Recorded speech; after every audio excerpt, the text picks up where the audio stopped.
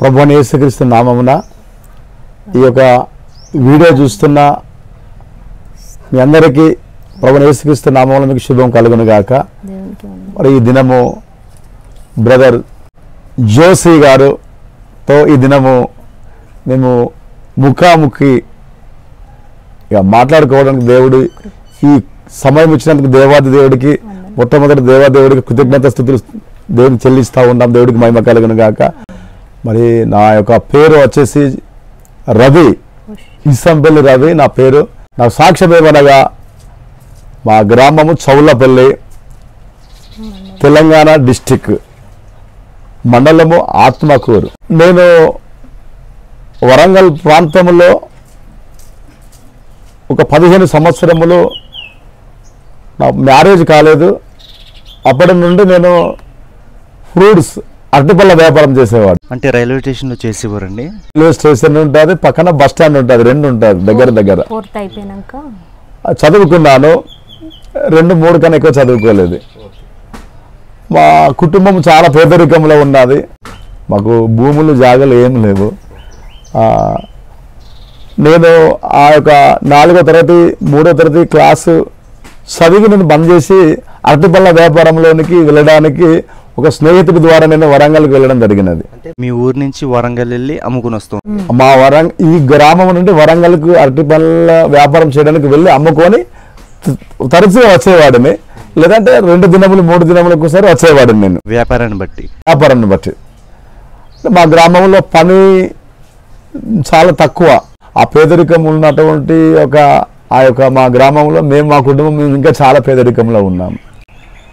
నేను చదువు మానేసి నేను కూడా నా చేతుల కష్టార్జితంలో బ్రతకాలని చెప్పేసి నేను వరంగల్ పట్టణంలో తెలిసిన ఒక బ్రదర్ ద్వారా అరటికాయల వ్యాపారము చేయడానికి వెళ్ళినాను. అప్పుడు నేను అరటికాయల వ్యాపారం చేస్తుండగా వారు నాకు తరచుగా 300, 250, 300 అట్లా ఇచ్చేవారు. అలాగూ వ్యాపారం చేస్తూ కొన్ని సంవత్సరముల తర్వాత నాకు మ్యారేజ్ కావడం జరిగినది. 10 సంవత్సరాలకు మ్యారేజ్ కావడం జరిగినది. మ్యారేజ్ అయిన తర్వాత నేను మరలా వ్యాపారం చేస్తూ మళ్ళీ తరచుగా ఇంటికి వచ్చేవాడిని. దాని తర్వాత ఊకే పోవడం రావడం ఎందుకని చెప్పేసి నా మ్యారేజ్ అయిన తర్వాత ఒక 5-6 సంవత్సరములు వరంగల్ పట్టణంలో ఉన్నాము. మాకు ఒక పాప. ఆ వ్యాపారం చేస్తూ నెలకు 600-700 రూపాయల ఇల్లు కిరాయి కట్టేవాడిని. అట్లా కూడా నేను ఎంత చేసినా కూడా నాకు ఏమి సంపాదన అనేది ఏమి మిగలకపోయేది. మరలా అదే దరిద్రం, అదే పేదరికం. నేను చేస్తున్నటువంటి ఆ వ్యాపార స్థలంలో అక్కడ బ్రాండ్ షాప్ ఉంటుంది, అక్కడ మద్యం సేవించేవారు ఉంటారు. అక్కడ ఒక భయంకరమైనటువంటి ఆ గంజాయి సాధువులు వారు ఏమంటారు, ఇట్లా గడ్డాలు పెంచుకొని ఇట్లా వాళ్ళు ఎర్ర కాషాయ దుస్తులు వేసుకుంటారు. వారంతా నా అరటిపళ్ళ బడి దగ్గర కూర్చొని వారు ఆ యొక్క ఇట్లా అది సిగరెట్లలో నింపుతూ గొట్టంలాగా ఉంటుంది, దాన్ని ఏమంటారు మట్టితో తయారు చేస్తారు, అందులో నింపి సుట్టలాగా ఉంటుంది, అందులో పోసి వాళ్ళు తాగేవారు. వాళ్ళు గంజాయి తాగేవారు. నేను వారిని బాగా చూసేవాడిని. ఏంది వీరు ఇట్లా తాగుతూ ఉన్నారు అని చెప్పేసి నేను వారిని బాగా చూసేవాడిని. అయితే అక్కడ ఉన్నటువంటి ఆ యొక్క పరిసర ప్రాంతం చాలా భయంకరమైనటువంటి ఆ యొక్క మనుషులు నేను చేస్తున్న వ్యాపారం దగ్గర వారు వచ్చేవారు. నేను వారిని అడిగినాను, ఏంటిది ఇదంటే, ఇది గాంజా, ఇది చాలా విలువ ఉంటుంది, బాగా రేటు ఉంటుంది అని చెప్పేసి వారు చెప్పడం జరిగినది. వారికి ప్రతి దినం వారు కూర్చొని అరటిపళ్ళు తీసుకునేవారు. ఒక 20 రూపాయలు అట్లా ఒక 30 రూపాయలు అరటిపళ్ళు తీసుకొని తినుకుంటూ వారు త్రాగేవారు. అది నేను కూడా తీసుకొస్తాను, ఎట్లా తీసుకుంటారు అని చెప్పేసి నేను అడిగినాను వారిని. అడిగితే మేము ఒక 500కు 400కు కిలోలాగా మేము తీసుకుంటాము అని చెప్పేసి వారు అనేవారు. నేను ఆశ్చర్యపోయినాను. ఇదేదో బాగా ఉన్నది కదా, ఇది ఇన్ని డబ్బులు వస్తాయా అని చెప్పేసి నేను ఈ అరటిపళ్ళ వ్యాపారం చేస్తూ వారికి ఒక కిలో, అరకిల ఆ పండించే వారిని యుద్ధకు వెళ్ళి ఎట్లా ఇస్తారంటే 400, 300 అని వాళ్ళు రేటు చెప్పేవారు. వీరిని తీసుకొని వెళ్ళి వారికి ఇప్పించేవాడిని నేను. వారేం చేసేది ఏంటంటే నాకు ఒక 400, 500 నాకు అట్లా కమిషన్ ఇచ్చేవారు. ఇదేదో బాగా ఉన్నది అరటిపళ్ళ వ్యాపారం కంటే, ఈ పొద్దాక అరటిపళ్ళ వ్యాపారం చెమట గార్చుకుంటాం, వాళ్ళు కొంటారా వీళ్ళు కొంటారా అని చెప్పేసి ఊకే వాళ్ళ వైపు వీళ్ళ వైపు చూడడం కంటే ఇదే బాగుందా అని చెప్పేసి నేనేం చేశాను కదంటే, నేను ఇది వచ్చే వారికి అందరికీ నేను చూపిస్తూ ఉన్నాను.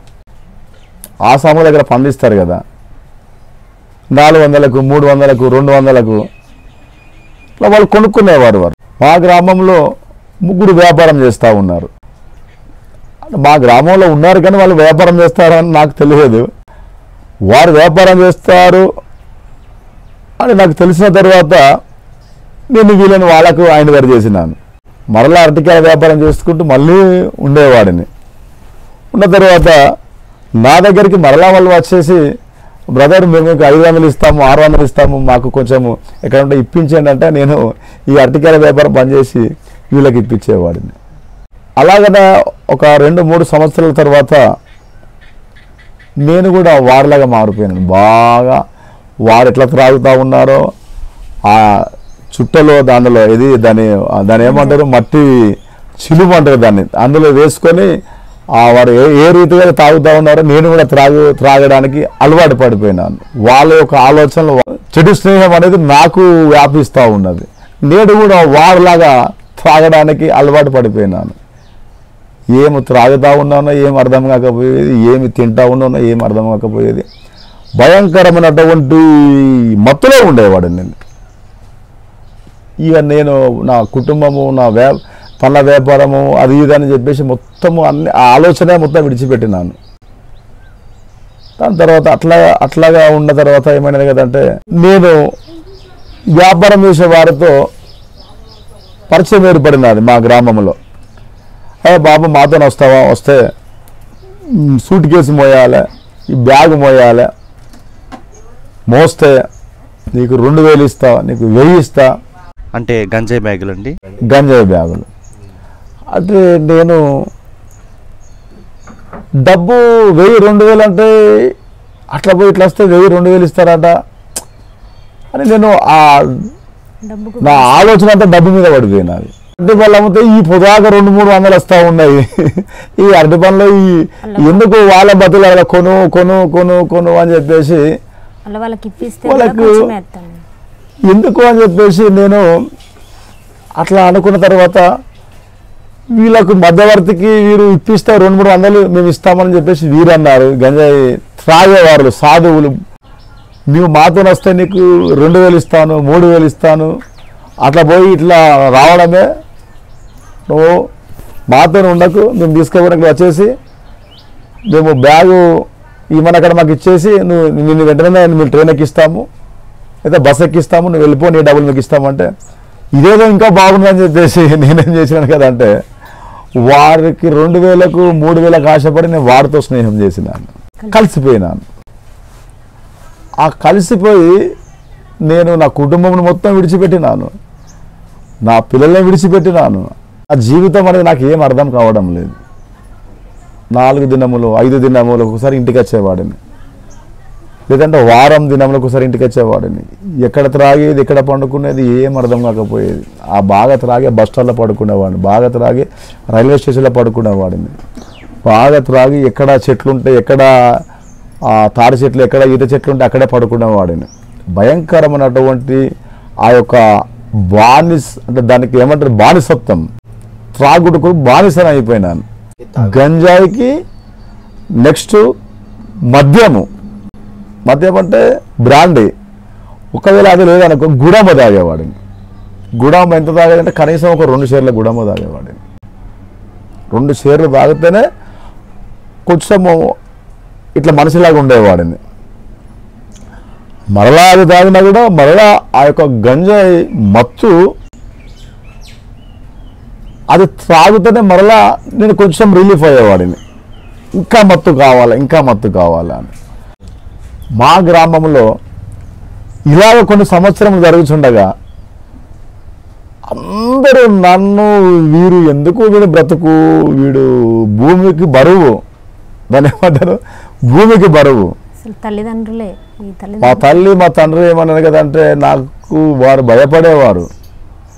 ఎందుకు బ్రతుకుతా ఉన్నావురా, అప్పటికి తిరిగి తిరిగి తిరిగి గ్రామాలు తిరిగి ఆ ఊరికి పోయి ఈ ఊరికి పోయి బాగా పోయి పోయి పోయి పోయి వచ్చి మా పైన నువ్వు కలబడిపోతా ఉన్నావు, కొడతా ఉన్నావు, తిడుతూ ఉన్నావు, మమ్మల్ని చంపడానికి వచ్చినావు, అక్కడే సావకపోయినావు, అక్కడనే ఎక్కడ ట్రైన్ కింద పడకపోయినావు, ఎక్కడన్నా యాక్సిడెంట్లో చనిపోకపోయినావు, ఎందుకు వచ్చినామని చెప్పేసి మా కుటుంబంలో వచ్చేసరికి మా తల్లిదండ్రులు భయపడి ఎప్పుడు ఏం చేస్తానో నాకు అర్థం కాలేని స్థితిలో ఉండేవాడిని. అంత భయంకరమైన మత్తు. ఆ యొక్క త్రాగుడు సమయానికి డబ్బులు లేకపోతే మా అమ్మని బాగా కొట్టేవాడిని. నాకు ఒక 200 ఇస్తావా అయ్యా, ఒక 100 రూపాయలు ఇస్తావా అయ్యా. అదే రీతిగా మరలా మా భార్య పనిచేస్తుండగా ఆమె దాని పత్తేర పోయేది, గ్రామంలో పత్తి చేనులు వేరడము, మిర్చి తోటలు వేరడము, దాన్ని ఏమంటారు కలుపుకున్న వరి కలుపుకు వెళ్ళడము వెళుతూ ఉండేది. బాగా పనిచేస్తుంది మా భార్య. ఆమె కష్టపడి పనిచేసిన డబ్బులు తీసుకొచ్చి ఆమె దాచిపెట్టుకున్న తర్వాత నేనేం చేసేది కదంటే ఆమె ఎక్కడెక్కడ దాచిపెట్టినది అని చెప్పేసి అన్ని వెతికేవాడిని. ఆమెకున్నటువంటి చిన్న బ్యాగ్ కానీ, లేదంటే ఏమన్నా బియ్యపు కుండ కానీ, లేదంటే ఏమంటారు చిన్న పర్సు కానీ, అవన్నీ వెతికేవాడిని. ఎక్కడ దాచిపెట్టినది. ఇప్పుడు నాకు సమయం అవుతా ఉన్నది, నాకు మైండ్ పనిచేస్తలేదు, నాకు కనీసం ఒక 90 మందు కావాలి, కనీసం ఒక 90 ముళ్ళు కావాలి, లేదంటే ఒక పావుషర్ గుడమైన కావాలని చెప్పేసి బాగా వెతికేవాడిని. వారితో నేను ఆ 1000-2000కు ఆశపడి నేను వెళ్ళినాను.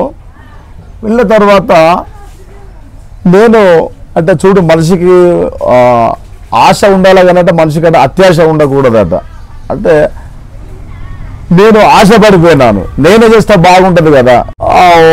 ఈ త్రాగే వారిని ఈ వంటిపల్ల వ్యాపారం దగ్గర వీరిని ఎందుకు తీసుకుపోయి వీరికి ఇప్పి ఇవ్వాలి, మీరు ఎంత రేటు పెడతారు, నేనే మీకు ఇస్తాను, నేనే చేస్తే బాగుంటుంది కదా అని చెప్పేసి నేను వారితో ఒక రేటు నేను కుదుర్చుకొని నేను కొనుగోలు చేసి వాళ్ళకి తీసుకొచ్చి ఇచ్చేవాడిని. 1997లో మా పెళ్ళయింది. పెళ్ళైన తర్వాత ఒక సంవత్సరము అట్లా మంచిగా ఉన్నాం. ఇక మంచిగా ఉన్నామంటే అప్పుడు ఇక్కడ నుండి బస్ వచ్చేది వరంగల్కి, అక్కడ నుండి అటు రోజు పోయి వచ్చేవాడు, రోజు పోయి అక్కడ వ్యాపారం చేసుకుంటూ వచ్చేవాడు. వచ్చిన తర్వాత ఇప్పుడు ఈ గంజాయి బేరము వాళ్ళకు టచ్ అయింది. ఇప్పుడు ఆయనకు టచ్ అయిన కాడ నుండి ఇట్లా కూలికి ఇప్పియడము అట్లా జరిగిన తర్వాత మళ్ళా ఈ 500-600లకు ఇప్పుడు ఏం చేస్తానా పనులు అమ్ముతానా, తర్వాత అది ఇప్పిస్తే 1000 రూపాయలు వస్తాను, మినిమం 1000 రూపాయలు వస్తాయి. మళ్ళీ నేను సొంతగా చేస్తే ఇంకా కూలి పోతే ఇంకా 2-3 వేలు వస్తాయి. అట్లా గంజాయి వ్యాపారము మొయ్యడం మొదలుపెట్టిండు. తర్వాత ఈ 2-3 వేలు ఇట్లా వస్తాయి, నేనే సొంతం చేస్తే ఇంకా చాలా డబ్బులు వస్తాయి కదా అన్నట్టుగా కథ అట్లా చేసిండు అనమాట. చేసిన తర్వాత ఎప్పటి అది గంజాయి జీబుల మీద ఇట్లా పట్టుకొచ్చేది, మొత్తం బస్తాలే తీసుకొచ్చేది. ఆ జీబులోనే తెచ్చేవారండి? జీబుల మీద తీసుకొచ్చిండు. నైట్ తీసుకొచ్చేవాడు, నైట్ తీసుకొచ్చేది, ఇంట్లో నింపేది, లేకపోతే ఏమన్నా పోలీసులకు తెలిసినట్లయితే మళ్ళీ నైట్ పార్సల్ చేసేది వేరే ఇంటికాడికి. అంటే భయం లేకుండా ఇంట్లోనే గంజాయి బస్తాలు పెట్టేసేవాడు. అంటే అప్పుడు ఎక్కువ పోలీసు భయం లేకుండేసరికి అట్లా తీసుకొచ్చి ఇంట్లో పెట్టేటాడు. ఇక దమ్న ఏమన్నది ఇన్ఫర్మేషన్ పోలీసులకు తెలిసిందని ఇక తెలిస్తే దమ్న ఇక అది వీళ్ళకి తెలుసు కదా, ఇక ఏ టైంలో ఎట్లుంటా అనేది వాళ్ళకి తెలుసు. ఇక అది మళ్ళీ నైటే మాయం చేసేది. అట్లా ఉన్న స్థితిలో ఇక చిన్నగా తాగుడు బానిస అయ్యిండు. ఇక కానీ అన్ని డబ్బులు వచ్చినా కూడా మరి ఇది ఇంట్లో భార్య పిల్లలకు పెడతానని అసలు అనుకునేటోడు కాదు. నేను కనీసము ఇది ఎక్కడి నుండి తెచ్చినావు, ఎడిపోతున్నావు, ఇది ఎక్కడికి పార్సల్ చేయాలని కూడా నేను అడగనికి నాకు ఛాన్స్ ఇవ్వకపోయేది. అడిగితే ఫుల్ కొట్టేది. ఇక అడిగితే నీకు అవసరమా, ఇవన్నీ నీకు అవసరం లేదు, నువ్వు చేసుకునే పని చేసుకో అని చెప్పేది. నేను ఇక పొద్దున లేస్తే పనికి వెళ్ళేదాన్ని. పత్తులేరా చేనుల పనులకి అన్నీ వస్తాయి, నాకు పనులన్నీ వస్తాయి. నేను పనికి వెళ్ళేదాన్ని. పనికి వెళ్ళినాక వచ్చే వరకు ఫుల్ తాగి ఇంట్లో పడుకుని ఉండేది, ఫుల్ తాగేది. అసలు మళ్ళీ నైట్ ఎప్పటికీ నిస్సే ఉండాలి. ఇక అది కళ్ళు తాగేది, బ్రాండ్ తాగేది, బీరు తాగేది, అది గుడంబ తాగేది, ఏంటిది గంజాయి తాగేది. అన్ని అలవాట్లు ఉన్నాయి. అమ్మారు తినేది, గుట్కాలు తినేది, ప్రతిదీ అవి మత్తు పదార్థం మొత్తం అన్ని తినేది. అట్టిపల్లి వ్యాపారం చేసినప్పుడు బాగానే ఉండేవారు. బాగా ఒక సంవత్సరమే మ్యారేజ్ అయినాక ఒక సంవత్సరమే. అప్పుడు మాకు చిన్నప్పుడే పెళ్ళయింది. నేను అప్పుడు 13 సంవత్సరాలు అట్లా ఉండేదాన్ని. ఈయనే 18 అట్లా ఉండేటోడు. గొడవలు మొదలు పెట్టుడు, మొత్తం తాగొచ్చి కొట్టుడు, ఎప్పటికీ తిట్టుడే. నువ్వు కూలి చేసిన పైసలు ఇయ్యమనుడు, లేకుంటే అమ్మ వాళ్ళ దగ్గర తెమ్మనుడు, లేకపోతే నాకు గంజాయికి కావాలి, నాకు ఇప్పుడు ఒక 5,000 కావాలి, నాకు ఈ 5,000 పెట్టుకుంటే ఒక 10,000 వస్తాయి అని అట్లా బాగా విమర్శలు పెట్టేది. విమర్శలు పెట్టినప్పుడు కూడా అమ్మ వాళ్ళ ఇంటికి పోయి 5,000 అంటే 2,000 అంటే 3,000 అంటే అట్లా అడకొచ్చేది. అమ్మ వాళ్ళు కూడా పేదవాళ్ళే, ఆమె వాళ్ళేమో ఉన్నవాళ్ళు కూడా కాదు. అట్లా అయినప్పటికీ నా బిడ్డ ఏమో ఇట్లా ఆశపడుతుంది కదా, ఇట్లా అంటుంది కదా అన్నట్టుగా వాళ్ళు ఇచ్చేది. కమ్మలు ఉంటాలంటే అవి అమ్ముకున్నాడు, పట్టీలు ఉంటే పట్టీలు ఇచ్చేదానిక గొడవ చేసేది. నేనేమో పనికి పోయి అది తెచ్చుకునేది, ఆయనేమో ఇచ్చేదానిక గొడవ పెట్టి తీసేసుకునేది. సరే పోతే పోనీ ఇవన్నీ నాకేం గ్యారెంటీ లేవు కానీ అయినా మారితే బాగుండని అట్లా అనిపించినప్పటికీ ఇక అట్లే చేస్తాడు, అట్లే తాగుతాడు. నైట్ అయిందంటే ఆ బేరం చేసిన పైసలు ఉంటాయి కదా, ఇక మొత్తము ఎక్కడ బార్ షాప్ కాడ, బీర్ షాప్ కాడ అక్కడ మొత్తము ఎందరు వస్తే అందరికీ తాపిచ్చేది. ఎందరు వస్తే అందరికీ తాపిచ్చేది. బ్రదర్ అంటే ఆయనకు కొట్రి, మామ అంటే ఈయన కొట్రి, చిచ్చ అంటే ఆయన కొట్రి, ఇక అట్లే చేసేది. అట్లనే మొత్తము అట్లే ఆగం చేసేసిండు. ఉత్తగానే నన్ను అనుమానించేది. అసలు తిరిగి వచ్చేది అయినే, తాగేది అయినే, పోయేది అయినే, నా పని ఏందో నేను చేసుకునేది, నేను సపడే కూకునేది. ఇక నేను అనుకునేది అసలు ఏ దేవుడు అంటూ లేదా అని. అప్పటి నుండే నాకు ఒక ఆలోచన వచ్చింది కానీ ఏ దేవుడు కూడా ఉన్నాడని నేను అసలు అనుకోలేదు. అప్పటికి మేము ఎమ్లవాడ పోయినాము, పిల్లలు కలుగుతారంటే అప్పుడు మాకు 12 సంవత్సరాల కనుక గర్భఫలం కాలేదు.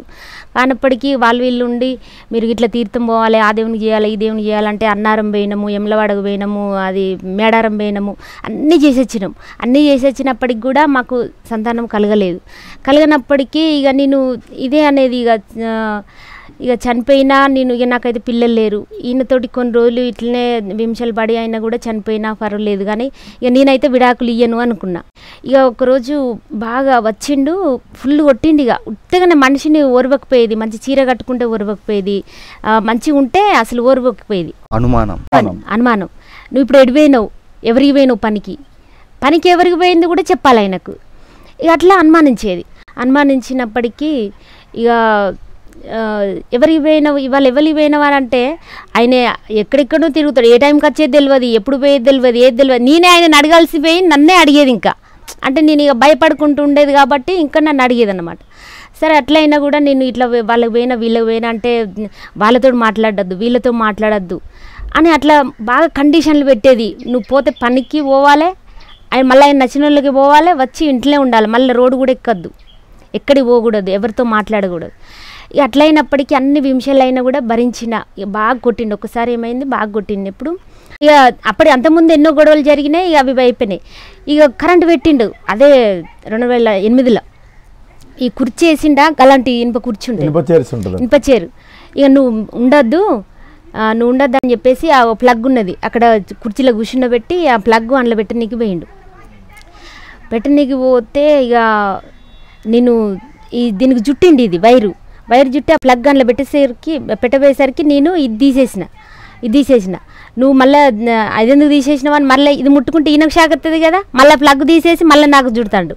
ఇక అట్లప్పటికీ నేను బాగా ఏడుస్తాంటే కూడా ఈ చుట్టుపక్కల వాళ్ళందరూ రోడ్డు మీద వచ్చి ఉండేది కానీ కరెంట్ షాక్ ఇచ్చి ఇంక చంపేయాలి. ఎవరు వచ్చే వాళ్ళు కాదు, ఎందుకంటే ఆయన మంచివాడు కాదు, అందరినీ తిడతాడు.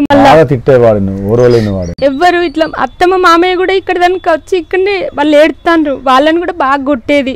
మా మామయ్యకైతే బొక్కలు వెముకలు తిరిగినాయి, వాళ్ళని కూడా బాగా కొట్టేది. ఇక వాళ్ళు కూడా వస్తలేరు, ఎవ్వరు లేరు. ఇక నాకు ఇక ఈయన ఉన్నాము. ఇక ఆయన ఎట్లా విమర్శలు పెడితే అట్లే పడితే ఉన్నా. ఇక గ్లాసు మజ్జిగ చేసి ఇమ్మన్నాడు. మజ్జిగ చేసి ఇమ్మంటే ఇట్లా అది తాగి నన్ను ఇట్లా బొత్తలు పొడవని కత్తని ఇట్లా చేయి అడ్డం పెట్టేసరికి ఇక నాకు గ్లాస్ మొత్తం చెక్కు గ్లాస్ తోటి ఇట్లా మజ్జిగ తాగిండు, ఫుల్ తాగి ఉన్నాడు. మజ్జిగ తాగి ఇట్లా నన్ను పొడవపోయేసరికి నేను ఇట్లా చేయి అడ్డం పెట్టేసరికి నాకు ఇక్కడ గాయమైంది. ఇంత గాయమై వైట్ చీర కట్టుకున్న మొత్తం బ్లడ్డే, అది అంత బ్లడ్. అప్పుడే ఆ టైంలోనే ఇక నన్ను చెప్పరాని విమర్శలు పెడతాండు. అసలు ఇంకా చెప్పుకోలేని విమర్శలు కూడా చాలా ఉన్నాయి, కానీ ఇక దేవునికి తెలుసు, నాకు తెలుసు. చాలా విమర్శలు పెట్టిండు. ఇక ఇది ఈ బ్లడ్ మొత్తం ఈ చీర ఇదంతా తడవాగానే ఏం చేసిన ఇక నాకు అసలు ఎట్లా మొత్తానికైతే నన్ను చంపాలనుకున్నాడు. ఇక ఎట్లా చేసేయండి మనం చంపాలనుకొని ఎన్నో విమర్శలు పెడతాండు, ఇబ్బందులు పెడతాండు. ఎవరు వస్తలేరు, చూడనికి వస్తలేరు. ఎట్లా ఇక నేను బాగా నన్ను ఏడవద్దు, మళ్ళా మాట కూడా బయటికి రావద్దు, ఏడుపు బయటికి వినబడద్దు. ఇక అట్లా ఇక అత్తమ్మ వాళ్ళు ఉండి ఈయన బాత్రూమ్ ఏటో పోయిండు. బాత్రూమ్ పోయేసరికి అత్తమ్మ వాళ్ళు వచ్చేవరకు మొత్తం ఈ బ్లడ్ అంతా ఉన్నది, ఈ గ్లాసు పోసుకే బ్లడ్ అంతా ఉన్నది. ఇక నువ్వు ఇక్కడ ఉండద్దు, నువ్వు ఇక్కడ ఉంటే నిన్ను చంపేస్తాడు అని చెప్పేసి అత్తమ్మను మామయ్య తీసుకుపోయి మా పెద్ద మామయ్య ఇంటికాడ దాపెట్టారు. ఇక మళ్ళీ నేను ఒకటే ఆలోచించిన, చెల్లెలు నాకంటే చిన్నోళ్ళు ఉన్నారు కదా, మళ్ళీ నేను విడాకులు ఇస్తే బాగుండదు కదా, నేను సచిన ఆయనతో బతికిన ఆయనతో బ్రతుకుతా, నా జీవితం ఎట్లయినా మంచిదే, కానీ మళ్ళీ నా వల్ల నా చెల్లెళ్ళకు ఏది అని జరగకూడదని చెప్పేసి నేను విడాకులు ఇవ్వలేదు. పెద్ద మామ ఇట్లుండి మీరు ఇక్కడ ఉండద్దు, ఇక్కడ ఉంటే ఆ సాయితలు ఇక్కడ ఫ్రెండ్స్ అని చెప్పిండు కదా, గంజాయి ఫ్రెండ్స్ అయితే వాళ్ళు కూడా చెడగొడతాండ్రు, ఆయన ఇక్కడ ఉండద్దు, వరంగల్లో రూమ్ కిరాయి తీసుకొని అక్కడ ఉండాలి, అక్కడ మంచి పనుల వ్యాపారం చేసుకుంటా, అప్పట్లో ఎక్కడ మొదలు ఎట్లా చేసిండో అట్లనే ఉండాలి అని చెప్పేసి వాళ్ళు చెప్పారు పెద్ద మనుషులు. అట్లా చెప్తే సరే అని అక్కడ రూమ్ కిరాయి తీసుకొని అమ్మ వాళ్ళు అక్కడ ఉంచిరు. ఇక అక్కడ ఉంచిన తర్వాత ఇక్కడ మా అంతరం అనుకుంటే ఇక అక్కడ పోయినాక పళ్ళ వ్యాపారం స్టార్ట్ చేసిండు. మళ్ళీ స్టార్ట్ చేసిన తర్వాత మళ్ళీ ఏం చేసిర్రు, ఇక్కడ ఫ్రెండ్స్లు మళ్ళీ చిన్న చిన్నగా ఒకరి తర్వాత ఒకరు మళ్ళీ అక్కడికి మొదలుపెట్టిరు. ఇక పోవుడు మళ్ళీ గంజాయి బేరం రావారా పోవారా అన్నట్టుగా మళ్ళీ అక్కడికి పోయి మళ్ళీ తీసుకుపోవుడు కథ. మళ్ళీ ఒక పోయినాక ఒక సంవత్సరం దానిక బేరం చేసిండు. ఆ సంవత్సరం ఒక 6 నెలల దానిక పనులు అమ్మి మంచిగానే కిరాయిలు అంటూ మంచిగానే పోషించిండు, అన్నిటికీ మంచిగానే చూసుకున్నాడు. కథ ఇక 6 నెలలు ఎప్పుడైందో మళ్ళీ వాళ్ళతో ఒక 6 నెలలు మాత్రమే మంచిగున్నాడు. మళ్ళీ వచ్చిన తర్వాత ఇక మళ్ళీ వాళ్ళ పాత స్నేహితులు మళ్ళీ అందరు కలిసినాక మళ్ళీ యథావిధిగా మళ్ళీ అట్లనే పోయిండు. ఇక పోయి కథం ఇక అదే తాగుడు అదే కొట్టుడు. అక్కడ పోయినాక కూడా కొట్టినాక గ్యాస్ను పోసుకున్నా, చనిపోతానని 5 లీటర్ల గ్యాస్ను ఉంటే కిరోసిన్ మీద పోసుకున్నా. అగ్గిపెట్టే ఇట్లా గీక్తే అయిపోయేదే. ఇక వచ్చిండు మళ్ళా బాగా కొట్టిండు. అసలు ఇట్లా నేను కొడితే మొత్తం ఇట్లా శ్వాస వచ్చి 10 నిమిషాల కనుక నాకు శ్వాస వచ్చేదే కాదు. ఇట్లా గోడకేసి ఇట్లా గోడకు వేసి గుద్దుతాడు తల్లంతా. ఇక అట్లా మళ్ళీ గ్యాస్ను పోసుకున్నాక నేను అగ్గిపెట్టే కాడికి ఇట్లా పోయేసరికి నన్ను మళ్ళీ ఇట్లా నెడితే మొత్తం సెల్ఫ్ బండకు దాకి మళ్ళీ తలంతా బలిగింది. ఇక అక్కడ కాలినంతా వాళ్ళు అందరు వచ్చి ఇంకా అక్కడన్నా వచ్చేది, ఇక్కడ రారు. ఇంకా ఊర్లోనన్నా ఇక్కడ రాకపోయేది నాకు భయపడి, కానీ అక్కడికి వచ్చి అందరూ ఇంకా నీకు పిల్లలు కాలేదు ఏం కాలేదు, నువ్వు గిన్ని విమర్శలు పడతావు ఆయనతోటి, నువ్వు వెళ్ళిపో, నీకు ఎవరు లేరా, అసలు మీ అమ్మ నాన్న ఎవరు లేరా, నేను సాదేటోళ్ళు ఎవరు లేరు, నువ్వు బ్రతకలేవా అని అందరు తిట్టిండ్రు. ఇలా పాప పుట్టినాక 2009లో అక్కడ ఉన్నాం, 10లో మళ్ళీ ఇక్కడికి వచ్చేసినాం. కొన్నిసార్లు పాప పుట్టింది, బాబు కూడా 2013లో పుట్టిండు. అప్పటికి కూడా మారతలేడు. ఇంకా మారకుంటే పిల్లలను తీసుకొని ఇక బాగా ఏడిచేది. నేను ఒక్కదాన్ని ఉన్న అప్పుడు చనిపోయినా బాగుండేది, పిల్లలు పుట్టినాక కూడా ఇంకా మారతలేడని నేను ఊకే పిల్లలను తీసుకొని ఊకే ఏడిచేది. అన్నయ్య ఊకే పిల్లలను పట్టుకొని ఊకే ఏడిచేది. నేను ఒక్కదాన్ని చనిపోతే అప్పుడే అయిపోయేది ఉండే. అసలు నేను మళ్ళీ వీళ్ళను కానీ నేను వీళ్ళని ఆగం చేసుడు అవుతుంది. అసలు పిల్లలు అయినాక కూడా ఇంకా మారతలేడంటే ఇంకా మారడు, ఇక జీవితంలో కూడా మారడని చెప్పేసి ఒకరోజు పొద్దంతా ఇక మారడు. నాకు పిల్లలు దేవుడు ఎందుకని ఇచ్చిండు, అసలు మమ్మల్ని బ్రతికించే దేవుడు ఎవరు లేరా, అసలు దేవుడు అన్నట్టుడే లేడా అసలు అని బాగా ఏడ్చిన అన్నయ్య. ఆ జనవరిలో సంఘ కాపురచ్చి ఇక్కడ 3 దినములు ప్రేయర్ నడుస్తుంది. ఇక అక్కడ పాస్టర్ వచ్చిండు. అసలు ఆ పాస్టర్లు అవుపడితేనా వాళ్ళు ఎందుకు వాళ్ళని చూస్తేనే బగ్గుమ అనేది. ఇక వాళ్ళని చూస్తేనే కోపము. అసలు ఆయన వాడు ఎందుకు ఆడవీడు అన్నట్టుగానే అనేది, ఎందుకు వచ్చిండు అసలు అన్నట్టుగా.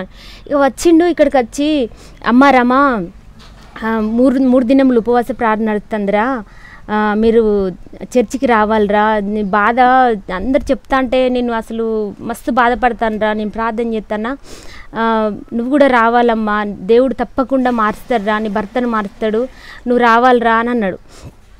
అంటే ఇక నేను మళ్ళీ ఈయన తమ్ముడు ఎప్పుడు పోతాడో నాకు తెలియదు, ఆయనే నాతో మాట్లాడుతా అంటే ఇంకా నేను బతుకుతాను ఇక అని చెప్పేసి అమ్మో ఎక్కడొస్తాడో అని నాకు ఆయన వచ్చి మాట్లాడుతుంటే భయం అవుతుంది కదంతా, భయమై ఇక నేను ఆయన చెప్తా అంటే వినలేకనే ఇట్లా నడుచుకుంటూ వస్తాను. స్త్రీలతోటి కూడా వాళ్ళు మంచోళ్ళు కాకుండా వాళ్ళతో మాట్లాడద్దు అట్లా. ఇక ఆయన ఏం చెప్పిండంటే, లేదురా యేసుప్రభు తప్పకుండా మీ భర్తను మారుస్తాడు, మీరు మంచిగా ఉంటారురా, నీకు ఎప్పటికీ శ్రమలు ఉండయి, నేను చాలా మందితోటి విన్నా, నేను బాగా కొడతాడంట కదా, బాగా తాగుతాడంట కదా, అట్లా నేను చాలా విన్నరా, నీకోసం నేను ప్రార్థన చేస్తానా, నువ్వు తప్పకుండా రావాలిరా చర్చికి అని అంటే, వామ్మో ఇక ఆయనతో ఏం మాట్లాడలే కానీ టచ్చుకుంటా, నేను చర్చికి పోతే నన్ను బ్రతకనిస్తాడు, అసలు నన్ను బ్రతకనియడు, నేను పోగలుగుతానా అని అనుకున్నా. నేను అనుకుంటా ఇంట్లోకి వచ్చిన, ఆ పాస్టర్ పేరు విజయ్ కుమారయ్య గారు. ఈ ఇంట్లోకి వచ్చినాక ఇక ఆయన చెప్పిన మాటలు నాకు గుర్తొస్తాయి. అమ్మ మీ భర్త మారుతాడురా, దేవుడు తప్పకుండా మారుస్తాడురా, యేసుప్రభు మారుస్తాడు, నీకు కుటుంబంలో శాంతి సమాధానం ఉంటుంది అని ఆ మాటలు వినుకుంటేనే, నేను ఆయనతో సరిగా నిలబడి కూడా మాట్లాడలేదు, వినుకుంటేనే లోపలికి వచ్చేసినాక ఇక నాకు ఇంట్లోకి వచ్చినాక ఒక ఆలోచన వస్తుంది. ఇక అవును, నేను రోజు అసలు వండుకున్నది కూడా తినడానికి ఉండదు, వండుకుంటున్నా పిల్లలకు పెట్టినా నేను అన్నం కాడికి పోయేసరికి నాకు భయం గ్యారంటీ ఉండదు, భయం ఎప్పుడు తాగేస్తాడు. బండి సప్పుడు వినబడ్డదంటే పిల్లలు నేను ఇట్లా దగ్గరికి అతుక్కొని అమ్మో వచ్చిండమ్మా నిన్ను కొడతాడు నువ్వేమనద్దు, భయపడేది, మొత్తం వణికేది. పిల్లలతో పాటు పిల్లలు చెరొక దిక్కు వతుక్కొని పిల్లల ముఖం కూడా చూడకపోయేది, పిల్లలు చిన్న పిల్లలు అయినా కూడా ముఖం చూడకపోయేది, అట్లా అయినా కూడా వాళ్ళ ముందే చెట్ల పడితే అట్లా కొట్టేది. ఇక కొట్టినప్పటికీ ఆ రోజు ఒక తలంపు వచ్చింది, అంతకుముందు ఏ దేవుడు లేడా నన్ను కాపాడేది, అసలు ఏ దేవుడు అంటూ లేడా, అసలు ఎవ్వరు, నేను అమ్మ వాళ్ళ ఇంటికి పోయినా నాన్న వాళ్ళు చెప్పినా కూడా ఎప్పటిదప్పుడే అవుతుంది, కానీ ఎవరు లేరా అని అనుకున్నప్పుడు ఇక నేను ఇంట్లోకి పోయినప్పుడు నేను ఇన్ని దినములు నేను ఏడ్చిన, ఏ దేవుడు లేడా అని ఏడ్చిన.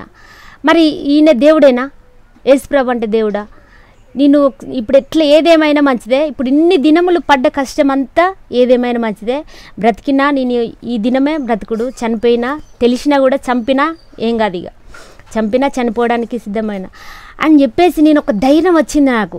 అయ్యగారు చెప్పి పోవుడితోటి ఒక ధైర్యం వచ్చేసి నేను కంపల్సరీ నాకు యేసుప్రభు కాపాడుతాడు, మారుస్తాడు, నీ భర్తను మారుస్తాడు అని చెప్పిండు కదా, నేను కంపల్సరీ నేను చర్చికి పోవాలి ఇవాళ అనేది నాకు దృష్టిలో పడిపోయింది. ఇక నేను ఇన్ని దినములు పుట్టుకుంటూ ఎన్నోసార్లు నా ప్రాణం పోవాలని ఇంకెన్నో విషయము అది చేసినా కూడా నేను ఈ దినము దేవుడు కంపల్సరీ రక్షిస్తాడు రా, నీ భర్తను మారుస్తాడు అన్నప్పుడు నేను ఇక అదే మాట నాకు తట్టిపోయి నేను ఈ దినం మాత్రం నేను చర్చిలో అడుగుపెట్టాలి, వచ్చినాక చనిపోయినా కూడా నాకు బాధ ఏం లేదు అనుకున్నానా అన్నయ్య. ఇక పోయినా ఒకటి పాత చీరనే కట్టుకున్నా, చీరలు ఈయన మంచిగా కట్టుకుంటే ఆ మంచి చీర ఎప్పుడు తీసి మొత్తం చింపి కాల్చేస్తాడు, అన్ని గ్యాస్ మొత్తం కాలబెట్టేవాడు, మొత్తం చింపి కాల్చేస్తాడు, అంతకుముందు మంచి చీర అవుపడద్దు. ఇక అట్లా అయినప్పటికీ ఒక పాత చీర కట్టుకున్నానా, చర్చికి వెళ్ళినాను. నేను చర్చికి వెళ్ళి, యేసుప్రభు నువ్వు మాత్రం ఉంటే, నువ్వు దేవుడవైతే నా భర్తను మార్చు. నేను నాకు బైబిల్ కూడా తెలియదు, నేను ఒక్కటే మాట అనుకున్నా, నేను చనిపోయినా నీ సన్నిధిలోనే చనిపోతా, బ్రతికినా నీ సన్నిధిలోనే బ్రతుకుతా, కానీ నా భర్తను మాత్రము నువ్వు నిజమైన దేవుడవైతే నువ్వు నా భర్తను మార్చు అంతే అనుకున్నా అన్నయ్య. అనుకున్నాక ఇక పోయిన ఆ రోజు అయిపోయింది, మళ్ళీ తెల్లారి పోయినా ఈయనకు తెలియలేదు. మళ్ళీ సండే వచ్చింది, తర్వాత సండే వచ్చినాక అమ్మ నేను డాడీకి చెప్పొద్దని చెప్తాను కదా పిల్లలకి, డాడీకి చెప్పొద్దని చెప్తే ఇక వాళ్ళు చెప్తలేరు. సండే వచ్చిన తర్వాత మేము రెడీ అవుతాను, ఎటు మమ్మీ రెడీ అవుతారంటే మేము చర్చికి పోతాం డాడీ అని పాప చెప్పింది. చర్చికి పోతాను రా అని చెప్పేసి ఫుల్ కొట్టిండు అన్నయ్య, ఫుల్ కొట్టిండు.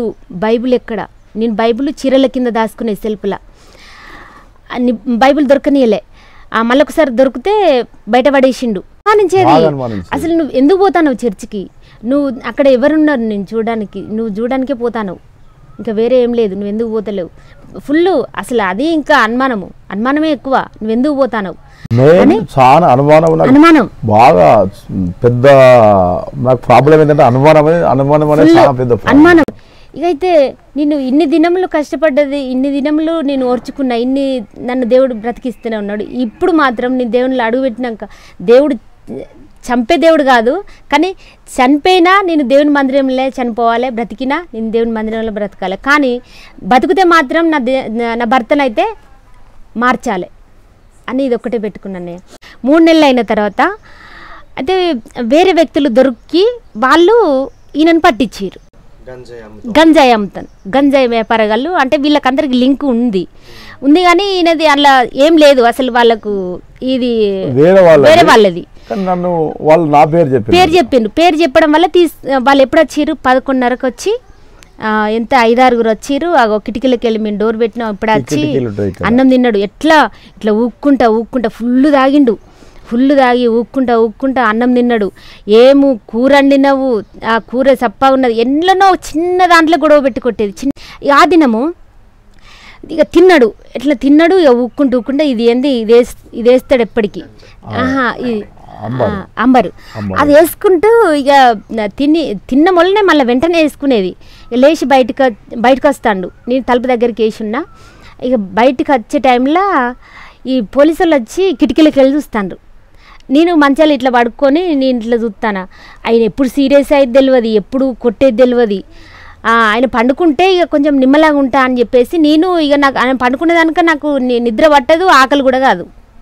అలాంటి పరిస్థితిలో ఇట్లా పండుకొని ఇట్లే నాకు కళ్ళు కాయలు కాసేది, నా ఆకలి ఎక్కడో పోయేది, అదంతా దేవునికి తెలుసు, దేవునికి మహిమ కలిగినాక.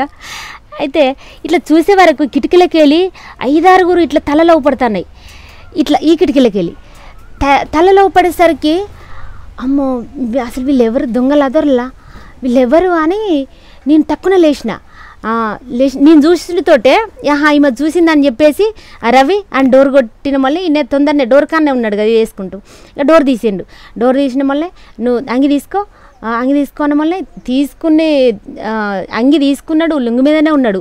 కథం తీసుకొని ఫటాఫట్ పోయిరు, అంత దూరం పోయిండు, వ్యాన్ ఎక్కించుకొని వెళ్ళిపోయిండు. నాకు ఏమి ఎడదోతలేదు అసలు. బస్ స్టాండ్ దగ్గర కారు పెట్టి వచ్చినారు, నాకు ఎడదోతలేదు. పోయి అత్తమ్మ వాళ్ళు అటే ఉంటారు, అత్తమ్మ లేండి ఇట్లా రవిని ఎవరో తీసుకుపోతాను, పోలీసు వాళ్ళని కూడా వాళ్ళ సివిల్ డ్రెస్ మీదనే వచ్చేసిర్రు, టీషర్ట్ల మీద. ఎవరు తీసుకుపోతాను లే అనేసరికి వాళ్ళు తొందరగా ఒక 2 నిమిషాలనే అసలు మాయమైపోయారు. ఇక వాళ్ళు ఎవరో అర్థం కాలేదు. ఇక అంతకుముందు గంజాయి బేరం చేసేది కదా, ఈ 20,000 30,000 ఇవ్వాలని వీళ్ళొకరు ఇంటికి వస్తే ఆయన లేడు, మరి ఆయన్ని అడుక్కోరని నేను చెప్పేది. అయితే వాళ్ళు ఇట్లా దాన్ని ఏమైనా చేసిర్రా మరి అని అనుకునేది అన్నమాట. అందరు అట్లే అనుకున్నారు. ఇక ఆసాముల దగ్గర ఉద్దరగా డబ్బులు లేకుండా తర్వాత ఇస్తాను అమ్మినాకి అస్సాం నుంచి గంజాయి తెచ్చేవారు. గంజాయి ఏది దాని ఏమంటారు ఎరువు, ఏది ఉద్దర అంటే ఇది తర్వాత ఇస్తాను ఒక వారం రోజులక 10 రోజులక అప్పు కింద తెచ్చేవారు.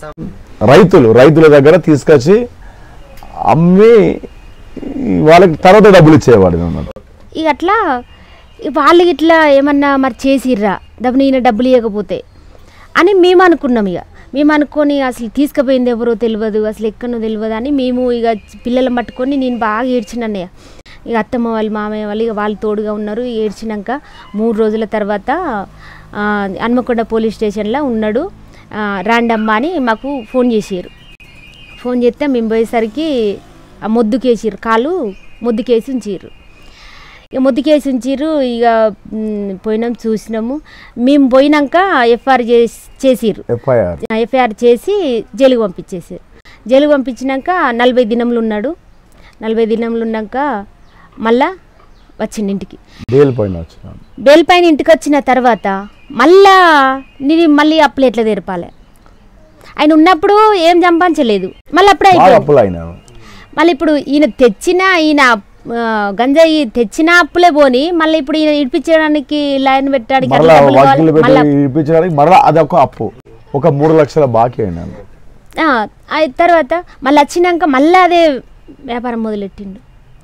నేను మరీ చెప్పిన రవి అది వద్దు, నీకు పళ్ళ వ్యాపారం వస్తుంది కదా, ఎంతో రోజుకు 1000 ఉన్నా సరిపోతాయి, నీ ఖర్చులు పోను కొంచెం 500-600 ఉన్నా సరిపోతాయి, నువ్వు ఆ బేరం చేయకు, వద్దంటే నా మాట వినేటోడు కాదు, అస్సలు వినకపోయేది. అసలు పిల్లల ముఖం చూసేది కాదు, అసలు భార్య పిల్లలు ఉన్నారు అనే పరిస్థితి కూడా లేదు. అలాంటి పరిస్థితిలో మళ్ళా అట్లే చేస్తాంటే ఏమున్నది, మళ్ళా ఎప్పుడు లాస్ట్లో ఇక 2015 లాస్ట్లో మళ్ళీ దొరికిండు అన్నయ్య. డిసెంబర్ 30కి డిసెంబర్ 30కి మళ్ళీ దొరికిండు. మళ్ళీ ఎట్లా దొరికిండు, ఈ ఒక స్త్రీ పట్టించింది, ఈయన తాక్కుంటూ మంచిగా తాళ్ళాళ్ళు ఉన్నాడు. తెల్లారితే ఆ రోజు డిసెంబర్ తెల్లారితే 31 అన్నట్టు మేము ఎంజాయ్ చేస్తూ ఉన్నాము. కళ్ళు కుండలు పెట్టుకొని బాగా బరాని సీసాలు పెట్టుకొని మా గ్రామంలో మేము స్నేహితులం ఉన్నాము కదా, ముగ్గురం మేము కలిసి అప్పుడు వ్యాపారం చేస్తామన్నాము కదా, వాళ్ళందరం కలిసి మేము మంచిగా ఇది దాన్ని ఏమో కుండ చికెన్ తాగుతూ ఎంజాయ్ చేస్తున్న టైంలో ఇక ఒక స్త్రీ ఆటోలనే పోలీసులను తీసుకొని ఒక ముందు ఆటోల స్త్రీ వచ్చింది, వెనక ఆటోల పోలీసుల సివిల్ డ్రెస్సుల మీద మళ్ళీ పోలీసులను తీసుకొని వచ్చింది ఆమె పట్టియాలని. మరి వీళ్ళ మధ్యలో ఏం జరిగిందో మనకు అంత తెలియదు, ఇక వీళ్ళ మధ్యలో ఎట్లా జరిగిందో కదా, మొత్తానికి పట్టియాలనే తీసుకొని వచ్చింది ఆమె కూడా వ్యాపారం చేసేటామనే. ఇక తీసుకొని వచ్చినాక రవణ ఎక్కడ ఉన్నావంటే ఇట్లా తాళాలు ఉన్నా, ఇక్కడ రా, పలానా స్థలంకి రా, నువ్వు తొందర నాకు కిలో గంజాయి ఇద్దువు అని చెప్పేస్తే ఈయన ప్యాకింగ్ చేసి ఉంచుకున్నాడు. ఆ గంజాయి తీసుకుపోయే వరకు ముందు ఆటో, ఇప్పుడు ఈమె శ్రీ ముందు ఆటోలు ఉన్నది కదా, ఆమె ఆటో వెళ్ళిపోయింది, వెనుక ఆటో వచ్చేది అతడే ఆయనను పట్టుకోరని చెప్పి ఆ ముందు ఆటో వెళ్ళిపోయింది, పోలీసులకు అప్పగించింది. ఆమె అప్పగించినాక ఈయనేమున్నది, ఆయన వదిలిపెట్టి మొత్తం పరుగులెత్తిండి అంటే ఇంకా అక్కడ జరిగిన విషయం నాకు తెలియదు కానీ చెప్పిండు. అక్కడ ఇక చేన్లలో పడి ఉరుకుతాడంట వాళ్ళకి దొరకకుండా పోలీసులు. అక్కడ ఒక 5-6 మధ్యలో ఉరుకుతే వాళ్ళు పట్టుకోకుండా ఉంటారా, ఇక అదే కోపంలో కథం దొరకబట్టిరు, ఫుల్ కొట్టిరు అక్కడ. ఇప్పుడు కూడా మళ్ళీ 3 దినములు మళ్ళీ ఎక్కడ పోయిండో దొరుకుతలేడు. ఇక మాతో ఉన్న పిల్లలు ఇట్లా పెద్దనాన్న పిల్లలు, వీళ్ళ బాబాయ్ పిల్లలు, బాబాయ్ తమ్ముళ్ళు, వీళ్ళందరూ ఏం చేస్తానంటే ఆ నైట్ అంతా దమ్న అప్పిచ్చే కాడ ఎవరన్నా చంపి బాయిలు వేసిర్రా, లేకపోతే పెరన్లలో వేసిర్రా, లేకపోతే పత్తులలో చేన్లు ఉంటాయి కదా అన్నీ, ఆ చేన్లలో ఇట్లా వేసిర్రా ఎక్కడన్నా చంపి అని తెలంగాణక పిల్లలందరూ చేన్లు మొత్తం తెలంగాణక చూసి చంపివేసిండ్రా అని. ఇక మేము బాగా ఏడుస్తాను అన్నయ్య, అసలు ఏంది ప్రభువా, నేను నమ్ముకొని అప్పటికి సంవత్సరం అయింది, నేను దేవుని నమ్ముకుంటే నా భర్తను దేవుడు మారుస్తాడు అని చెప్పిండు కదా పాస్టర్, కానీ నేను ఇంకా ఇన్ని శ్రమలు వస్తున్నాయి కదా, మరి నిజంగా నువ్వు దేవుడు ఉంటే నా భర్తను రక్షించవా అని నేను బాగా ఏడుస్తానన్నయ్య. పిల్లలను పట్టుకొని బాగా ఏడుస్తాను. జైలుకి వెళ్ళాక ఏడుస్తూ ఉన్నాను ఇంటి దగ్గర. నేను అసలు పెళ్ళైన ఆయనతో నాకు ఏం సుఖమేం లేదు, కానీ నేను ఎప్పటికీ ఆయనతో ఇబ్బందులు పడుకుంటా, కనీసము అట్లా తాగి తిరుక్కుంటా ఉన్నా కూడా నాకు నిమ్మలం ఉండు. కానీ మళ్ళీ ఇదేమి శ్రమ ప్రభువా నాకు. ఇక అప్పుడు నేను సంవత్సరంలో నాకు ఎప్పుడు యేసు ప్రభు దేవుడు ఉన్నాడని తెలిసిందో ఇక దేవుని మీద ఆధారపడి ఏడుస్తాను ప్రతిసారి. ఇక ప్రతి ఇబ్బంది వచ్చినప్పుడు నీ దేవుని మీదనే ఆధారపడేస్తాను. ప్రభువా నువ్వు ఉన్నావు కదా, మరి నువ్వు ఉన్నాక ఇంకా శ్రమలు ఎక్కువనే కానీ ఇంకా తక్కువ అయితే అవుతలేవు కదా ప్రభువా, మరి ఏంది నా బ్రతికేంది అసలు, మేము బ్రతికేందుకు, ఆయన తిని తాగి తిరగని ఏమన్నా చేసుకొని ఎక్కడన్నా చేసుకొని కనీసం ఇప్పుడు నేను డబ్బులు అడగాలి, ఎవరిని అడగాలి, ఇప్పుడు నేను మళ్ళీ జైలుకి వెళ్ళి ఇడిపించుకురావాలి కదా, మరి ఎవరిని అడగాలి ఎట్లా అని ఇంకా బాగా ఏడుస్తాను అన్నయ్య. అప్పటికి 3 రోజులైంది. అసలు చనిపోయింది అంటే అందరు ఆల్రెడీ మొత్తం ఊరంతా చంపివేసారు, ఆల్రెడీ చనిపోయిండు, ఎక్కడో చనిపోయిండు ఆల్రెడీ, ఇక ఆశ లేదు అని అంటాను. వాళ్ళు అంటే నాకు ఇంకా ఏడుస్తాను, పిల్లలకు తిండి లేదు, ఏడ్చుకుంటూనే ఉన్న 3 దినములు. ఇక వాళ్ళు ఊరి గ్రామస్తులు ఉండి, లేదమ్మా నువ్వు పోలీస్ స్టేషన్ పోయి అప్లికేషన్ ఇయ్యి, మరి మా భర్త దొరుకుతలేడని చెప్పారు. చెప్పగానే పోలీస్ స్టేషన్ పోయి అప్లికేషన్ ఇచ్చినమ్మా, భర్త దొరుకుతలేడు సార్ ఇట్లా అంటే వాళ్ళు ఎప్పుడు వేయండమ్మా అని అంటే ఇట్లా మొన్న సాయంత్రం వేయండి సార్, మరి మొన్న పొద్దున వేయండి, అసలు పొద్దున లేచిన మొన్న వేయండు, ఇక నేను పని పోయినా కదా, ఆయన ఎప్పుడు వచ్చింది కూడా తెలియదు, మొన్న పొద్దున లేచిపోయిండు సార్ అని చెప్పగానే ఇక కనీసం ఆయన వేసుకునే డ్రెస్ కూడా చెప్పాలంటే తెలియలేకపోయింది. ఒక రోజు ఇక డబ్బులు కావాలి జైలు ఉన్న టైంలో ఏడుస్తాను, బాగా ఏడుస్తాను, ప్రభువా మరి ఇప్పుడు లాయరు ఇన్ని డబ్బులు అడుగుతాడు కదా, మరి నేను ఎట్లా తేవాలి, ఏంది మన పరిస్థితి ఏందని ఏడుస్తాను అన్నయ్య. ఏడుస్తుంటే 3:30 అట్లా అవుతుంది. 3:30 అవుతుంది. ఇక ఒక యమనస్తురాలు ఇట్లా బైబిల్ పట్టుకొని అంటుంది, ప్రభువా ఇంకా బిడ్డ కన్నీళ్ళు ఎప్పుడు తుడుస్తావు నువ్వు అని అంటుంది. అంటే అప్పుడు దేవుడు ఒక ఎర్రగా వచ్చి సూర్యునిలాగా వచ్చి మొత్తం గాలి చుట్టుకొని నన్ను మొత్తము ఆ గాలిలా మొత్తం అభిషేకంతో నింపిన తర్వాత ఇక నాకు నేను అసలు ఎక్కడున్నానో నాకే అర్థమవుతలేదు. ఇక మొత్తం వణుకులు లేచి ప్రభువా నువ్వు ఉన్నావు కదా, ప్రభువా నన్ను నా భర్తను రక్షించే దేవుడు నువ్వు ఉన్నావు కదా, నా కుటుంబాన్ని రక్షించే దేవుడు ఉన్నావు. కానీ అప్పుడు నన్ను దర్శించిన తర్వాత నాకు అప్పుడు ధైర్యం వచ్చింది. ఇదంతా ఎక్కడ జరిగిందండి? ఇంట్లోనే పడుకున్నప్పుడు నైట్ అంతా ప్రార్థన చేసుకున్నా పడుకున్నా. ఇక 12-1 గంటలకు అట్లా పడుకున్నా. ఇక నిద్ర పడతలేదు, అసలు ఆకలి అయితలేదు, నిద్ర పడతలేదు. అసలు మనిషి ఎక్కడ ఇట్లా ఏంది ఇప్పుడు నేను నమ్ముకుంటే శ్రమలు పోతాయి అని చెప్పింది కదా, కానీ ఇంకా శ్రమలు ఎక్కువ అవుతాయి ప్రభు, మరి నేను ఏం చేయాలని చెప్పేసి ఈయన అప్పుడు జైలు ఉన్నాడు. అప్పటికి ఇక నేను ఏడ్చి పండుకున్న 3:30 అట్లా అవుతుంది. 3:30 అవుతుంటే మొత్తం ఇక నిద్రలనే దేవుడు దర్శించిండు. అగ్నితోటి వచ్చి ఇట్లా దర్శించడం వల్లే మొత్తం నాకు వణుకులు లేచి ఇక ఛాన్స్ సేపు ఇక మళ్ళీ ప్రార్థనలో ఉన్నా. ఇక అప్పటికి 100 రోజులకు బెయిల్ వస్తుందని చెప్పిండు మా మరిది సీనే ఆయనే తిరిగిండు. ఇక నేను ఎక్కడ పోలేను కదా, ఆయనే పోయిండు, ప్రతి దానికి ఆయనే పోయి చూసుడు, ఆయన ఎప్పుడు మరి బెయిల్ లాయర్తో మాట్లాడి వాళ్ళతో మాట్లాడి ఆయనే. ఇక పోయినాక 100 రోజులకు బెయిల్ వస్తుంది అన్నమాట. దేవుడైతే నన్ను ఎప్పుడు దర్శించిండో మళ్ళీ తెల్లారే, అమ్మా మీ భర్తకు 40 రోజులకే బెయిల్ ఇస్తానము. ఇక నేను ఎప్పటికీ ఇక పొయ్యి అట్లా పిల్లలు చిన్నోళ్ళు సార్ ఇట్లా అని అంతకుముందు బతులాడితే చిన్నోళ్ళు అయితే పెద్దోళ్ళు అయినా అప్పుడే ఉండాలి, బేరం చేసేటప్పుడే అది చేసేటప్పుడు ఇది చేసేటప్పుడే ఉండాలి, కానీ ఇదంతా నువ్వు నాకేందమ్మా చెప్పేది, అప్పుడు చెప్పుకోవా మీ భర్తకు అని అట్లా అన్నాక ఇక తర్వాత 100 రోజులకు వస్తుంది అన్న బేలు దేవుడు 40 రోజులకే దేవుడు కృప చూపిండు. ఇక వత్తంటే బెడ్షీట్ ఇట్లా అవి ఉంటాయి కదా, మొత్తం అవి తీసి కెనాల్ కాలువలో పడేసి వచ్చిండంట వస్తుంటేనే. నేను వేసుకున్న బట్టలు, నేను కప్పుకున్న బెడ్షీట్స్ ఉంటాయి కదా, అయితే అప్పటికి ఆయనకు రక్షణ లేదు, కానీ మరి దేవుడు ఎందుకు ప్రేరేపించిండో ఇక అది నాకు అర్థం కాలే. ఇక బయటికి వస్తున్నా కానీ నా బట్టలను తీసి పేద కెనాల్లో పడేసిండు. వచ్చిన తర్వాత ఎందుకు పడేసినావు అంటే పోనీ దరిద్రం పోని అని అన్నాడు. సరే పోతే పోని. ఇక వచ్చినాక ఇక ఏడుస్తాండు. ఇక నేను బ్రతకను, నేను చనిపోతా, నేను మందు పోసుకొని చనిపోతా, అప్పులు ఉన్నాయి, 3 లక్షలు అప్పు అయింది, ఈ పిల్లలు చిన్నోళ్ళు, ఇంకా నేను బ్రతుకుడే కాకుండా ఇంకా అప్పులు కూడా చేసిన, మళ్ళా అప్పులు ఉన్నాయి, 2 కేసులు ఉన్నాయి. ఇప్పుడు అదే సంవత్సరంలో 2 సార్లు జైలు కేసు ఉన్నది.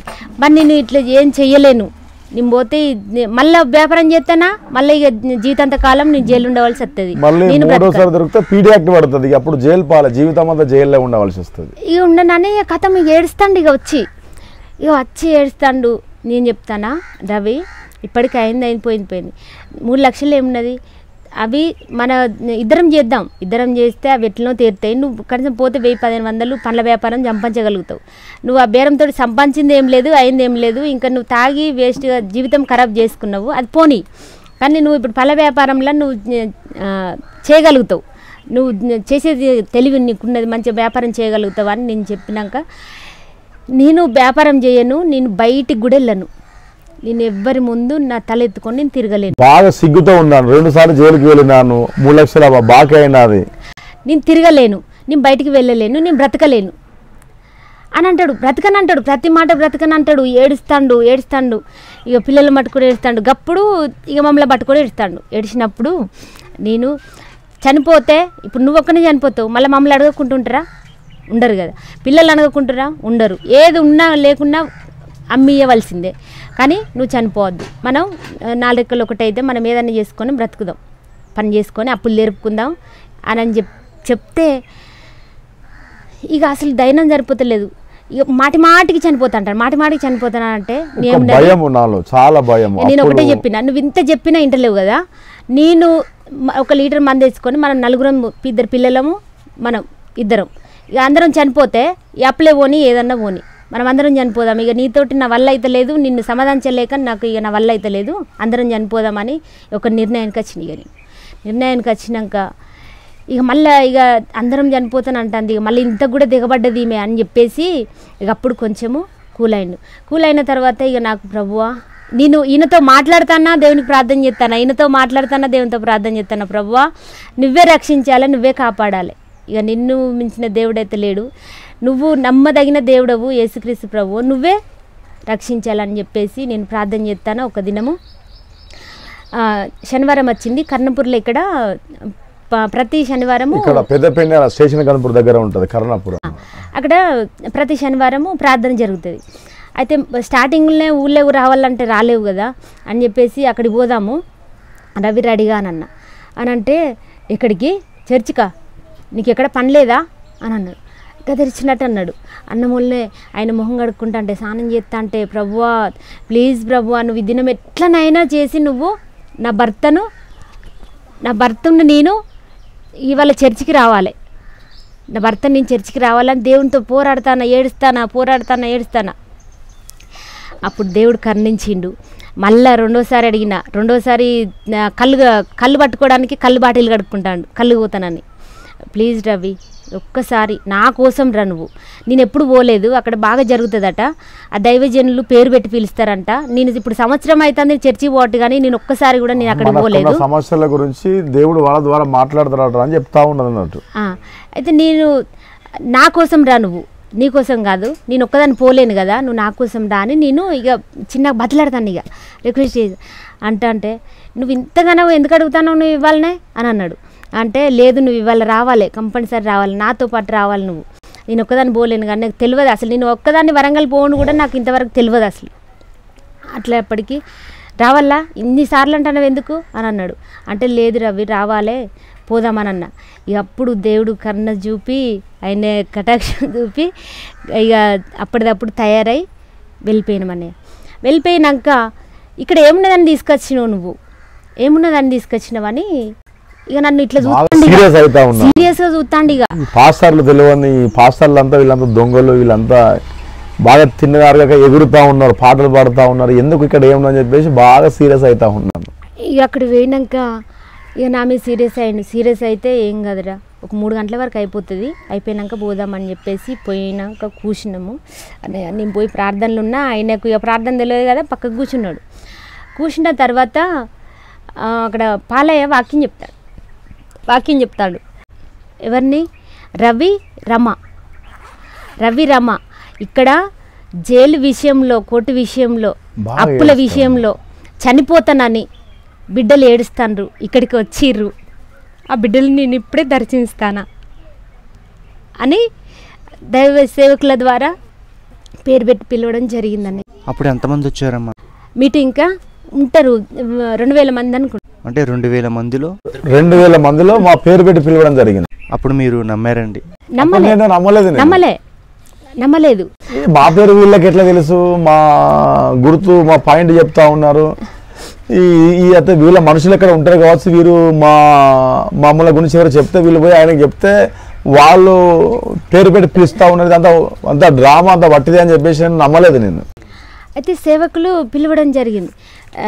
రమ కోర్టు విషయము, జైలు విషయము, అప్పుల విషయంలో బాగా ఏడుస్తుండ్రు, చనిపోవాలని మొత్తం చనిపోవడానికే నిర్ణయించుకున్నారు, బిడ్డలు ఇక్కడ ఉన్నారు ఏడుస్తాండ్రు, భార్య భర్తలు ఏడుస్తాండ్రు అని చెప్పేసి దేవుడు మాట్లాడుతోటే ఈయన అసలు ఆటోమేటిక్గా లేచి దేవుడు ఎప్పుడు దర్శిస్తాడు బిడ్డలని అన్నాడో, నేను ప్రార్థనలే ఉన్నా, ఈయన ప్రార్థనలు ఉన్నాడా లేడని చెప్పేసి నేను ఇట్లా చూసేసరికి ఆయన మోకాళ్ళ మీద ఉండి 4 దారాలు పోతున్నాయి అన్నయ్య, కళ్ళ పొంటి 4 దారాలు పోతున్నాయి. ఇక ఇంకా ఈయనను చూసి ఇంకా ప్రభువా నువ్వు ఉన్నావు తండ్రి, అవును ప్రభువా నువ్వు దర్శించినవని ఇంకా బాగా ఏడ్చినాక ఆ వారము వచ్చినాం. ఇక వచ్చిన తర్వాత మళ్ళీ 2nd వారము పోదామా రవి అంటే పోదామని అంటాడు. పోదామన్నకి అట్లే ఒక 4-5 వారాలు అట్లే నడిచిన తర్వాత ఇక ఆయనకు ఉన్న అలవాట్లు ఒక్కొక్కటి మొత్తం తీసేసిండు అన్నయ్య. ఇక దేవుడు ఎప్పుడైతే దర్శించిండో ఈ అంబారు వేసుకుంటే చేదు రావడము, ఈ బ్రాండ్ తాగితే చేదు ఉండడము, అసలు వామిటింగ్స్ రావడము, ఏది తాగినా కూడా ఇక అంతా వామిటింగ్స్ చేదు, అది మింగనికి రాదు అసలు, ఇంకా బాడీకి పడట్లేదు ఇక అట్లా అసలు దేవుడు ఇక అట్లా చేసిన తర్వాత ఇక నువ్వు లేట్ కావద్దు, ఇక పోవాలి, ఇక పోడే. అప్పుడు ఎంత దుఃఖపడ్డావో ఇప్పుడు ఆనందం మీ కళ్ళల్లో కనబడుతుంది. ఇక అప్పుడు దేవుడు దర్శించినాక ఇక నడవడం మొదలుపెట్టినని ఒక్కొక్కటి నేను అనుకుంటాను కదా, ఈయన ఇట్లా కూడా కొన్ని అట్లా నమ్మినట్టు చేసి కూడా తప్పిపోయేటోళ్ళు ఉన్నారు. ఈయన కూడా ఇంకెప్పుడు మారుతాడో మరి, ఎవరన్నా మళ్ళీ సాయితగాళ్ళు ఎవరన్నా స్నేహితులు కలిసినప్పుడు మళ్ళీ నడిపోయి తాగేస్తాడు అనుకోండి. బండి వచ్చినప్పుడు అట్లా సంవత్సరం దానిక నమ్మలేక ఉండే ఆ పరిస్థితి. ఎవరు కలుస్తారో తాగేస్తారు. అప్పటికి కూడా వాసన చూసేది, తాగేసినవా అన్నీ సైతాన్ మాటలు అనేది. అప్పటికి ఇంకా వాక్యం కూడా సరిగా తెలియకపోయేది, కానీ ఇక తెలుసుకోవాలి అనే తలంపుతోటి దేవుడు ఇంకా అట్లా పోతాంటే ఒక్కొక్క వారం కూడా వైట్ షర్టు నల్ల ప్యాంటు, ఆ బిడ్డ ఇక్కడ ఉన్నాడు ఏడుస్తాడు, అప్పుల సమస్యతో ఏడుస్తాడు అని అట్లా ఎన్నోసార్లు పోయినప్పుడు ఎప్పటికీ దేవుడు పిలుస్తూనే ఉండేది. మర్చిపోయి సంవత్సరం దానిక ఇక దేవుడిని తెలుసుకోవడం మొదలుపెట్టిన దేవుడు తెలుసుకోవడం మొదలుపెట్టిండు. నేను అసలు నేను ఇంత గొప్ప దేవుణ్ణి నేను ఇట్లా మిస్ అయ్యి నేను ఇంత జీవితం అంతా ఆగం చేసుకున్నా. ఆశ్చర్యపోయి అసలు పేరుతో పాటు వారం పోయినప్పుడు కూడా వారము ఈ షర్టు ఈ ప్యాంటు ఇట్లా అని వారం పిలిచేది. ఫస్ట్ పోయిన వారమే రవి రమ వాళ్ళు కోర్టు విషయంలో జైలు విషయం జైలుకి వెళ్ళి బయటకు వచ్చిండు కదా కదా, అప్పులతోటి మొత్తం చనిపోదామని నిర్ణయించుకున్నారు వాళ్ళు అసలు ఆల్రెడీ. కానీ దేవుడు వాళ్ళని దర్శించిండు, వాళ్ళని ముట్టిండని తోటే ఇక అసలు ఎంత కొండంత బలం వచ్చిందన్నయ్య. ఆ బాధలన్నీ మర్చిపోయినాం. ఇక ఆ బాధలన్నీ మర్చిపోయి ఇక సంవత్సరం అయినాక ఇక దేవుని గురించి తెలుసుకోవాలి. బైబిల్ చదువుడు ఎప్పటికీ ఇక 24 hours బైబిల్ చదువుడు. ఇక పని మీద జాస లేదు, అప్పుల మీద జాస లేదు, ఇక దేని మీద జాస లేదు. ఇక పని చేయమంటే పనికి ఇక పని చేయను. నేను దేవుని సొత్తు, నీ సొత్తు కాదు. నువ్వు అప్పులేవో, నీ పిల్లలేవో, నువ్వు ఏదన్నావో, ఇక నేను పని చేయను. నేను బ్రతికినన్ని దినములు నేను దేవుణ్ణే ప్రకటిస్తా, దేవుని సువార్తే ప్రకటిస్తాను. నేను దేవుని గురించి చెప్తా, కానీ నేను పని చేయను, నీ అప్పులేవో ఏది నాకు చెప్పకు అని అంటే ఇక బతిలాడు మరి అప్పులు ఉన్నాయి కదా, మళ్ళీ ఇద్దరం చేస్తేనే తీరుతాయి కదా, మళ్ళీ నువ్వు అట్లా పోతే మళ్ళీ ఇబ్బంది అవుతుంది కదా, అప్పులోళ్ళు ఇంటి ముందుకు వస్తాను కదా అని అన్నప్పుడు ఇక ఒక సెకండ్ హ్యాండ్ బండి ట్రాలీ కొన్నాక అది అందులో కొంచెం వ్యాపారం, సొంత వ్యాపారం అయితే మళ్ళీ చేసుకొని దేవుని నమ్మకం ఉందామని చెప్పేసి ఆటో కొన్నాను మా గ్రామంలో. కొంటే అది కొన్ని రోజులు అట్లా బెల్ల వ్యాపారం చేసిండు, కొన్ని అప్పులు తీర్చిండు. కొన్ని అప్పులు తీర్చినాక ఇక దేవుడు లేదు, అక్కడ మళ్ళీ గొడవలు పెట్టించుడు, లేకపోతే దర్శనంలా ఇవి పనులు అమ్మద్దు, ఈ పని నుండి నేను దేవుడిలోకి వచ్చిన తర్వాత మంచిగా వ్యాపారం చేద్దామని ఒక ఆటో తీసుకున్నాను. ట్రాలీ గూడ్స్ ఆటో 3 ఇది హ్యాపీ బండి తీసుకున్న తర్వాత వ్యాపారము బాగా జరుగుతూ ఉన్నది. కానీ నేను నా మనసంతా దేవుడి పైన ఉన్నది. నేను సువార్త సేవ చేయాలని చెప్పేసి నేను అనుకుంటా ఉన్నాను. వ్యాపారం చేసుకుంటూ వచ్చిన వారికి సువార్త ప్రకటిస్తూ ఉన్నాను. 1 కిలో మామిడిపాలు దొరికితే వాళ్ళకి తప్పకుండా యేసుప్రభు గురించి వరకు చెప్తా ఉన్నాను. యేసుప్రభు నమ్మకుండా అమ్మ శాపాలు పోతాయి, పాపాలు పోతాయి, దరిద్రం పోవాలంటే యేసుప్రభు ద్వారానే అమ్మ. మేము కూడా 15-20 సంవత్సరములు భయంకరమైనటువంటి శాపంలో పాపంలో ఉన్నామమ్మ. తిన్నామంటే తిండి లేదు, అప్పులపాలై దరిద్రంతో జైలు పాలైనానమ్మ. అడ్డమైన గంజా వ్యాపారం చేసి చాలా దరిద్రంలో ఉన్నానమ్మా. ఇప్పుడు బాగున్నాను, దయతో మీరు నమ్ముకోండి అమ్మ అని చెప్పేసి 1 కిలో మామిడిపళ్ళు వచ్చినప్పుడు వారికి ఒక సువార్త ప్రకటించేవాడిని. నా సాక్ష్యం వారికి మామిడిపళ్ళు కట్టుకుంటే యేసుప్రభుని ప్రకటించేవాడిని. అట్లా జరుగుతుండగా మరలా నేను వ్యాపారం చేస్తుండగా దేవుడు ఒక దినము మేము అక్కడ వ్యాపారం చేస్తున్న అటువంటి ఆ స్థలంలో మేము ఒక 10 members ఉంటాము మా సైట్ దగ్గర, ఓనర్ దగ్గర. మేము చాలా మంచిగా మేము సంతోషంతో ఉండేవాళ్ళము. మేము ఎప్పటికీ ఆనందంతో ఉండేవాళ్ళము. సడన్గా అక్కడ ఒక గొడవ తయారవుతూ ఉన్నది. అంటే నిజంగా ఒకరికొకరు చంపుకుందామనంటే అలాంటి సిచ్యువేషన్ వచ్చినది. ప్రభువా ఎందుకు నాకు శ్రమ, మాకు తోటి స్నేహితుడు బాగుండేవారు నా పైన సీరియస్ అవుతూ ఉన్నారు, నేను ఏమలగా ప్రభు అని చెప్పేసి నేను దేవుడిని అడిగినాను. అడిగితే దేవుడు అడగదంటే నేను ప్రార్థన చేసుకున్న దేవుడు వాక్యం ద్వారా ప్రభు మాట్లాడినాడు. సువార్త ప్రకటించిన ఎడలకి శ్రమ అని దేవుడు ఆ వాక్యం ద్వారా ప్రభు మాట్లాడినాడు. దేవుడు దర్శనంలో ఉంచిండు. దేవుడు పండ్ల బండి దర్శనంలో మరలా చూపెట్టి నేను వ్యాపారం చేస్తుండగా ఒక మున్సిపాలిటీ వ్యాన్ వచ్చినది, లారీ వచ్చి ఆ మున్సిపాలిటీ వాళ్ళు కట్టెలు పట్టుకొని వచ్చి ఆ అరటిపళ్ళు కొట్టి అంగురాలు మొత్తం కొట్టి ఇవన్నీ తీసి మొత్తం అలా గుమ్మరిస్తూ ఉన్నారు, పడేస్తూ ఉన్నారు. అలా జరిగిన తర్వాత నేను దేవుడికి ప్రార్థన చేసుకున్న ప్రభువా మరి నాకు అప్పులు ఉన్నాయి బాగా, నువ్వు సేవకు పిలుస్తూ ఉన్నావు. మరలా ఇక్కడ కలయమణి గారు ఇక్కడ పెద్ద మీటింగ్ బహిరంగ సభ జరిగినది ఇక్కడ అగ్రంపాడు ప్రాంతం. ఇక్కడ మాకు ఒక 3 కిలోమీటర్ల దూరంలో ఉంటుంది అగ్రంపాడు అనే గ్రామంలో. అక్కడ డేవిడ్ దామోదర్ గారు వారు చర్చిలో ప్రతి సంవత్సరం 3 దినముల మీటింగ్స్ పెట్టిస్తాడు. ఆ మీటింగ్లో మేము చూద్దామని మేము వెళ్ళినాము. ఆ మీటింగ్లో వెళ్ళిన తర్వాత కలయమణి గారు హోప్ మినిస్ట్రీ ప్రవక్త కలయమణి గారు అక్కడ నన్ను మళ్ళీ పేరు పెట్టి పిలవడం జరిగింది. ఆ మీటింగ్లో పిలిచిన తర్వాత నేను దేవుడికి లోబడలేదు. లోబడకపోతే మరలా దేవుడు మరలా పిలుస్తూ ఉన్నాడు. ఇక్కడ రవి అనే బ్రదర్ను దేవుడు నాకు బయలుపరుస్తూ ఉన్నాడు, నువ్వు సేవకు సమర్పించుకోవాలి, సేవ చేయాలని చెప్పేసిన తర్వాత నేను లేనప్పటికీ ఒక పైనుంచి ఒక అగ్ని నా పైన కుమ్మరించబడినది. ఆ అగ్ని ఏంటంటే కరెంట్ షాక్. ఆ కరెంట్ షాక్ అనే అగ్ని నాకు తాకినప్పుడు కింద పడిపోయి మొత్తం ఆ గ్రౌండ్ అంతా మొత్తం బొరిగిపోతూ ఉన్నాను. మొత్తం చేప కదా నీళ్ళ నుండి గడ్డకు పడితే ఎట్లా కొట్టుకుంటుందో ఆ బొమ్మ చేప అట్లా కొట్టుకుంటా ఉన్నాను నేను. అప్పుడు సేవకు సమర్పించుకోవాలా, సేవ చేయకపోతే దేవుడు ఊరుకోడు, దేవుడికి లోబడదని చెప్పేసి అయ్యగారి ద్వారా నేను దేవుడి స్వరం విన్నాను. అప్పుడు నేను లోబడి నేను సువార్త ప్రకటిస్తూ ఉన్నాను. సువార్త ఎవరు పత్రికలు ఇస్తే వారి పత్రికలు గ్రామంలోకి వెళ్ళి సువార్త ప్రకటిస్తూ బస్టాండ్లలో రైల్వే స్టేషన్లలో ట్రైన్ పోతూ ఉంటే కూడా ట్రైన్లలో కూడా పత్రికలు పంచేవాడిని.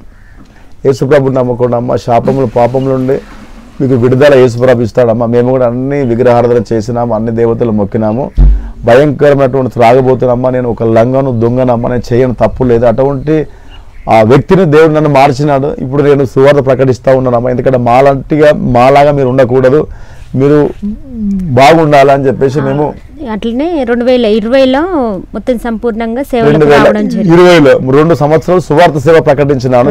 20లో సంపూర్ణంగా దేవుడికి సమర్పించుకున్నాను.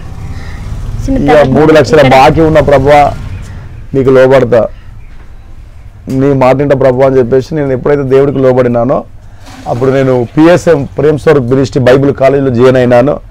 అప్పుడు దేవుడు మహాకృప ద్వారా దేవుడు ఆ బైబిల్ కాలేజీ ద్వారా దేవుడు నన్ను ఇంకా సేవలో ఆత్మవరాలతో ప్రభువుని నింపి ఆ యొక్క బైబిల్ కాలేజీ ద్వారా దేవుడు మా సొంత గ్రామంలోనే మేము ఒక స్థలం ఉన్నది, ఒక గుంట స్థలము. ఆ స్థలములో ఒక బ్రదర్కు ప్రేరేపణ కలిగి 1 లక్ష రూపాయలు పెట్టి మాకు రేకులు మొత్తం కొని మాకు గిఫ్ట్ ఇవ్వడం జరిగినది. ఆ బ్రదర్కి వారు సంవత్సరానికి 2 సంవత్సరాలకు ఒకసారి ఆ బ్రదర్ అంటే ఎవరన్నా ఒక పేద సేవకులు ఉంటే వారికి అంట దేవుడు వారు ప్రార్థన చేసిన తర్వాత ఎవరికి ఇవ్వమంటే వారు ఇస్తారట ఆ గిఫ్ట్. వారు ప్రార్థన చేస్తూ ఉన్నారట, ప్రభువా మేము ఈ సంవత్సరం ఎవరికి ఇవ్వాలని చెప్పేసి ఆ బ్రదర్ అసలు పడతాయి ఇక్కడ వారు ముదిరాజు కుటుంబం చెందినవారు. మేము ఎవరికి ప్రభు అన్నప్పుడు ఆ బ్రదర్ ఒక పాస్టర్ గారు తీసుకొని మా గ్రామానికి వచ్చినారు. వచ్చేసి బ్రదర్ మేము మీ గురించి మేము తెలుసుకున్నాము, మీరు సువార్త సేవ చేస్తూ ఉన్నారట, మీరు దేవుడి కోసము మీరు బాగా దేవుడు పని చేయడానికి మీరు ముందుకు వచ్చి ఉన్నారట, మేము తెలుసుకున్నాము, మీకు ఏమైనా స్థలం ఉంటే చెప్పండి బ్రదర్, మేము గిఫ్ట్ ఇస్తాము, మా పేరు పెట్టుకోకుండా మాకు ఏం అవసరం లేదు, మా పేరు కూడా ఎవరికి చెప్పకండి, మేము వారు మామిడి పళ్ళతో వ్యాపారం చేస్తారు, తోటలు పడతారు వాళ్ళు, మాకు వచ్చినటువంటి ఆదాయము ఆ ఒక 10వ భాగం తీసి మేము పేద సేవకులకు ఇస్తాము, మేము ప్రార్థన చేసినప్పుడు దేవుడు మరి మీ గురించి మాకు కొంతమంది పాస్టర్లు చెప్పినారు, మీకు ఇవ్వడానికి మేము ముందుకు వచ్చామని చెప్పేసి ఆ బ్రదర్ ఆటో పట్టుకొని వచ్చినాడు. అక్కడ స్థలం ఉన్నది, ఆ స్థలము చూడండి అని చెప్పేసి ఆ స్థలం కూడా తీసుకొని వెళ్ళినాను. మా చర్చి గడ స్థలం ఉన్నది, ఆ స్థలంలో ఇల్లు కట్టుకుందామని చెప్పేసి మేము అనుకున్నాము. కానీ దేవుడు అక్కడ చర్చి కట్టించుకున్నాడు. ఆ చర్చి కట్టిన తర్వాత విశ్వాసులు లేరు, ఎవరు లేరు, మేమే మా కుటుంబమే ఉన్నాము. ప్రభువా మరి రేకులు షెడ్డు ఇవ్వడానికి మీరు కృప చూపినారు, మరి అక్కడ విశ్వాసులు లేరు కదా ప్రభువా ఎట్లా అని చెప్పేసి మేము మళ్ళీ ప్రార్థన చేసినాము. దేవుడు ఏం చేసినాడు కదంటే దేవుడు ఒక బ్రదర్ని ఇచ్చినాడు, డ్రమ్ కొడతాడు మా చర్చిలో, డ్రమ్ వాయిస్తున్నాడు జాషువా. దాని తర్వాత అట్లనే మేము కూడిక మేము ముగ్గురం నలుగురు జరిగిస్తూ ఉన్న తర్వాత ఆ రేకుల షెడ్ వేసిన తర్వాత ఒక బ్రదరు, ఒక పాస్టర్ గారు, మేము బైబిల్ కాలేజ్ చేసిన పాస్టర్ గారు, ఆయన చూసినాడు, చర్చ చూసినాడు, అయ్యో పాపం ఏం లేదు కదా అని చెప్పేసి మరలా ఆయన కొంచెం ఇటుక సిమెంట్ సహాయం చేసినాడు. ఇటుక సిమెంట్ దానికి ఏం పడుతుంది మొత్తం మెటీరియల్ ఇచ్చినాడు. ఇచ్చిన తర్వాత మరలా మందిరమును కొంచెం పొడుగు పెంచి అయ్యగారితో మేము ఓపెనింగ్ చేయడం జరిగినది. విశ్వాసులు ఎవరు లేరు. మా గ్రామంలో ఒక బ్రదరు జక్కయ్య అని దురాత్మ శక్తులతో పీడింపబడుతున్నటువంటి వ్యక్తి సొంత గ్రామంలో ఉంటా ఉన్నాడు. కానీ మాకు పరిచయం లేదు. వారు వేరే ఎక్కడికో వెళ్ళి వాక్యం వింటారట. వారికి అంటే రక్షణ లేదు, బాప్తిసం తీసుకోలేదు వారు అప్పటి వరకు. దేవుడు ఆ బ్రదర్కి ఒక 15 దురాత్మ శక్తులు పట్టి ఉండగా ఆ బ్రదర్ ఇంటికి దేవుడు మమ్మల్ని నడిపించినాడు. అందరికీ ప్రైజ్ లార్డ్, అందరికీ వందనాలు. బ్రదర్ జక్కయ్య సౌలపల్లి గ్రామము, మా సొంత గ్రామంలో ఈ బ్రదర్ ఉంటారు. ఒక 15 దురాత్మ శక్తుల చేత, మాంత్రిక శక్తుల చేత పీడింపబడుచు మరి ఈయన జీవితం ఫస్ట్ వంటల్లో చేసే అటువంటి వ్యక్తి కనుక ఎన్నో ప్రాంతంలో వంటలు చేస్తుండగా అనేకమైన దురాత్మ శక్తులతో పీడింపబడినప్పుడు ఎక్కడికి వెళ్ళినా స్వస్థత విడుదల కలగలేదు. మరి దేవాది దేవుడు మరి ఈ బ్రదరు జక్కయ్య నాకు ప్రభు అప్పచెప్పినాడు.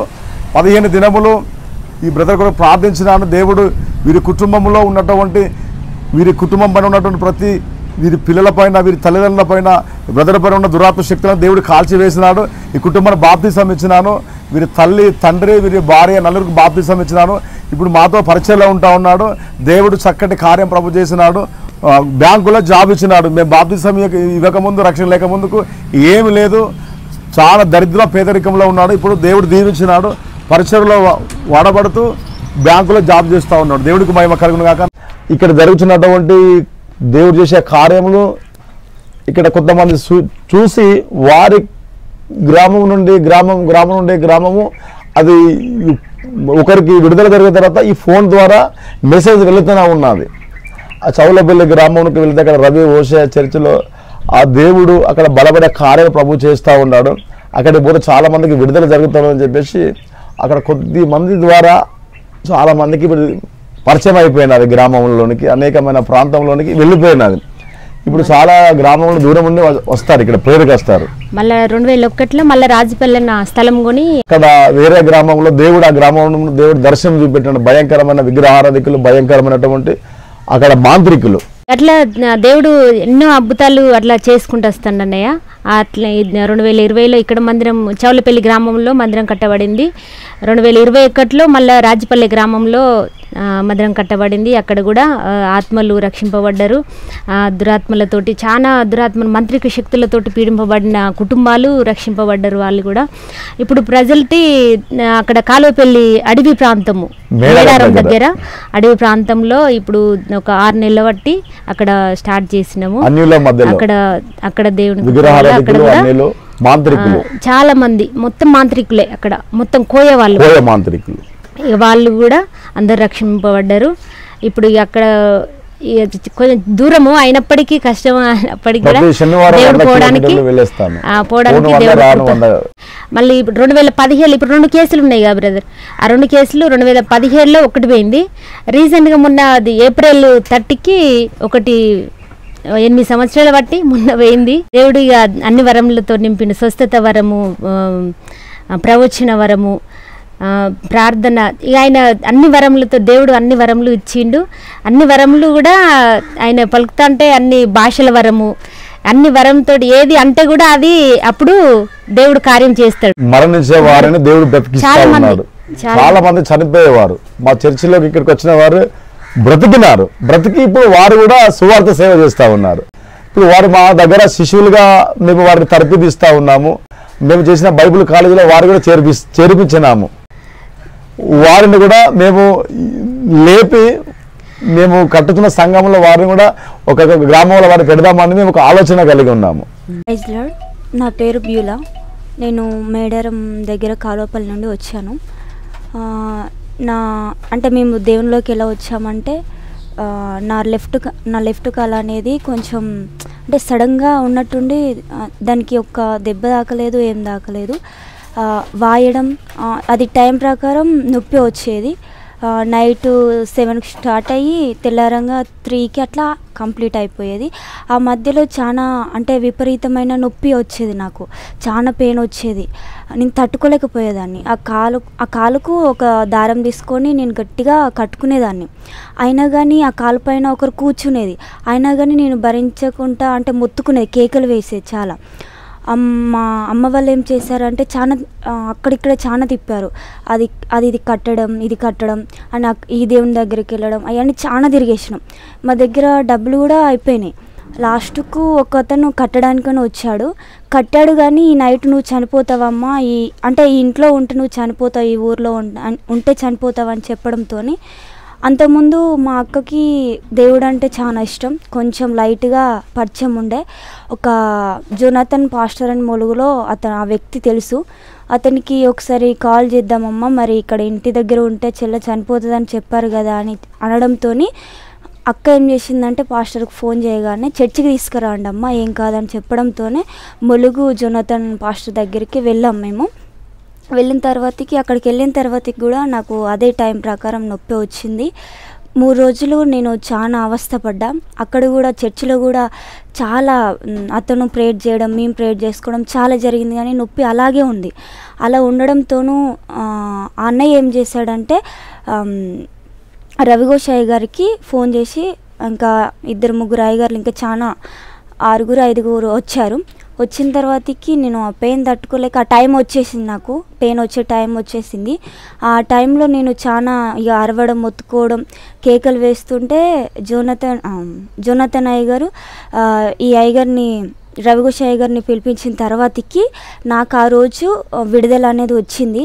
అయ్యగారు నా చేతులు పట్టుకొని ప్రేయర్ చేయడంతోనే నాకు తెలియకుండా ఏదో నా మీదకి దురాత్మ శక్తులు వచ్చేసి మాట్లాడడం జరిగింది. అవి వచ్చేసి మాట్లాడి వెళ్ళిపోయిన తర్వాతకి నాకు కొంచెం లైట్గా కొంచెం రిలీఫ్ అనేది వచ్చింది. ఆ నొప్పి నుంచి కొంచెం నాకు విడుదల అనేది జరిగింది. 2వ రోజు కూడా అలాగే నాకు ప్రేయర్ చేయడంతో అలాగే మీదికి వచ్చి అవి మాట్లాడి వెళ్ళిపోయిన తర్వాతకి పూర్తిగా నాకు విడుదల అనేది వచ్చింది. అప్పుడు మా అమ్మ వాళ్ళందరూ నన్ను చూసి ఇలా కాలు నొప్పి తక్కువ అయిపోయింది కదా అని వాళ్ళు కూడా నమ్ముకొని మేమందరం దేవునిలోకి రావడం జరిగింది. బాప్టిజం తీసుకున్నాను. ఆ రోజు నుండి ఈ రోజు వరకు నాకు, నా కుటుంబానికి చాలా విడుదల వస్తుంది, ఆశీర్వాదం వస్తుంది. అయ్యగారు పరిచయమైన దగ్గర నుండి దాదాపు నేను బాగానే ఉంటున్నా, ఏ కాలు నొప్పి లేదు. దేవుడు మాత్రం నా జీవితంలో ఎంత గొప్ప అద్భుతం చేసినందుకు దేవునికి వందనాలు. ఈ చిన్ని సాక్ష్యం నాకు పంచుకోవడానికి ఇంత గొప్ప అవకాశం ఇచ్చినందుకు అన్నయ్య మీకు కూడా వందనాలు. ఈ చిన్ని సాక్ష్యం దేవుడు దీవించునుగాక. దేవునికి మహిమ కలుగునాక. అయితే నేను ఇల్లు లేదని నాకు ఒక టెన్షన్ ఉండేది. ఇల్లు లేకుండా మనం మందిరాలు కడితే ఎట్లా అని అనుకునేది, కానీ దేవుడు ఏ టైంకి ఏది ఇవ్వాలో అది ఇస్తాడని నన్ను ఇట్లా ధైర్యపరుచుకుంటూ ఇట్లా ముందుకు దేవుడు నడిపిస్తాడు అన్నయ్య. ఈ ప్రజల ముందుకు రావడానికి ఈ దినము దేవుడు కృప చూపినందుకు దేవునికి వందనాలు. మాకు ఒక పాప పేరు జ్వాల, బాబు పేరు గోపి, రవిశయ రమ. మా పరిసర గురించి ప్రార్థన చేయండి. మరి పెనియల్ ప్రార్థన మందిరము, గ్రామము చౌలపల్లి, మండలం ఆత్మకూరు, డిస్టిక్ హనుమకొండ, తెలంగాణ. మినిస్ట్రీ కోసం ప్రార్థన చేయండి.